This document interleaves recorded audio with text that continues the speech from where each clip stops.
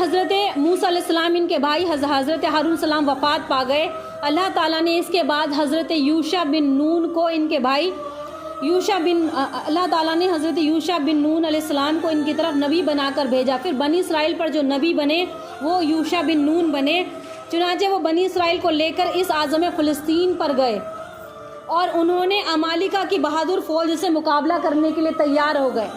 حضرت موسیٰ علیہ السلام ان کے بھائی کا انتقال ہو گیا. اب ان کو نبی کس کو بنایا گیا؟ حضرت یوشع بن نون کو. اب یہ اپنی قوم کو لے کر بنی اسرائیل کو لے کر کہاں پہنچے؟ اس سرزمین مقدسہ پر پہنچے، فلسطین میں، اور اس قوم عمالقہ سے جنگ کرنے کے لیے تیار ہو گئے.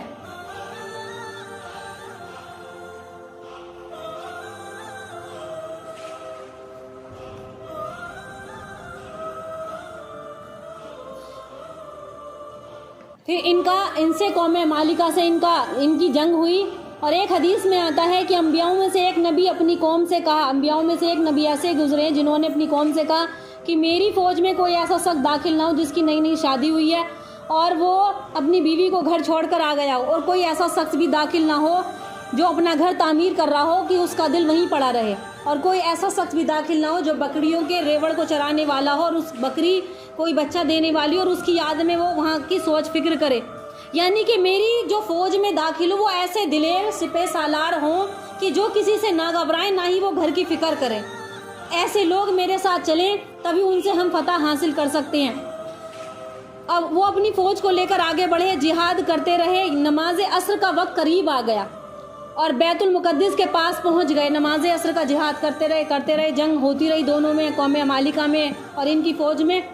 لیکن جب اب عصر کا وقت قریب پہنچا تو اب سورج غروب ہونے ہی والا تھا، لہٰذا انہوں نے سورج کو مخاطب کرتے فرمایا، انہوں نے فرمایا تو بھی اللہ کا حکم کی فرما برداری کر رہا ہے. سورج کو مخاطب کر کے کہتے ہیں جب سورج غروب ہو گیا کہ تو بھی اللہ کا حکم نبھا رہا ہے اور میں بھی اللہ کے حکم پر ہوں، کہ تم بھی اللہ کے حکم کے پابند اور میں بھی اللہ کے حکم کا پابند ہوں. اے اللہ اسے غروب ہونے سے روک دے، روک دے، ابھی ہم فتح حاصل کر لیں.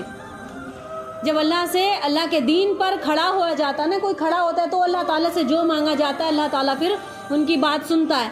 تو سورج کو واپس سے نکال دیا. سورج غروب ہونے والا تھا لیکن وہ غروب نہیں ہو پایا. چنانچہ اللہ نے سورج کو روک دیا اور یوشع بن نون کو بیت المقدس کی فتح نصیب ہوئی. انہوں نے فتح حاصل کر لی. تو سب سے پہلے یوشع بن نون نے اس کو فتح کیا تھا. اب حضرت عمر بن خطاب کا مجھے تذکرہ کرنا ہے. اس کے بعد صحاباؤں میں جو خلیفہ ثانی ہیں،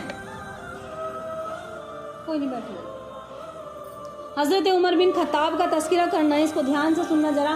حضرت عمر فاروق اعظم رضی اللہ تعالیٰ وہ مبارک ہستی ہیں جن کے لیے پیارے حبیب نے دعا مانگی کہ میرے بعد اگر کوئی نبی ہوتا تو وہ عمر ہوتا. تو جس نے صحرا اور سمندر پر حکمرانی کر کے دکھائی، جس نے، توجہ سے بات سنو، دل کی گہرائیوں کے ساتھ تمہارا جذبہ بنے گا کہ ہم اپنے بچوں کو بھی حضرت عمر کی سیرت سمجھائیں. جس راستے سے حضرت عمر گزرتے تھے وہاں سے شیطان بھاگ جاتا تھا. بڑے بڑے شیر، چیتے، جانور بھی راستہ چھوڑ دیا کرتے تھے. کیا سینہ ہوگا! اور کیا تھا؟ اللہ کے حبیب کا دیدار اور دیدار مصطفیٰ اور اللہ کے حبیب کا ساتھ اور دین کی تابعداری اور اللہ کی حکمرانی، اللہ تعالیٰ کے حکم کی فرما برداری، یہی تھا ان کے پاس.